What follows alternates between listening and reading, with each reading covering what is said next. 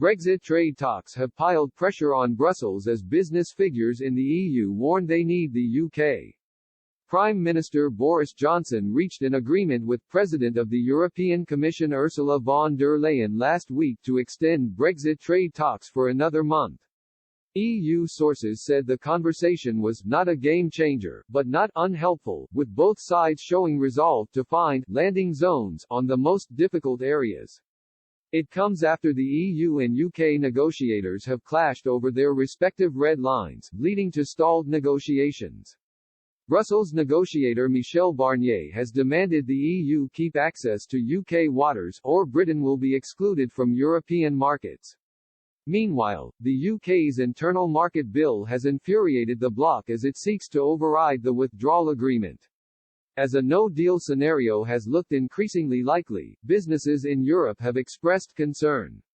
One industry especially worried is the automotive industry, warning it needs a deal in order to remain competitive.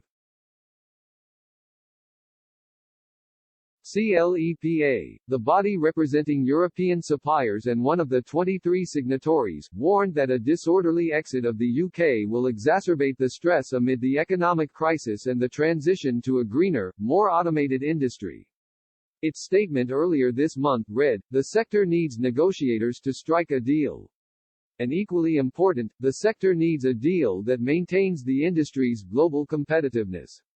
Figures from the automotive industry also warned that negotiators on both sides must now pull out all the stops to avoid no deal at the end of the transition, which according to new calculations would cost the pan-European automotive sector some £100 billion €109 billion in lost trade over the next 5 years.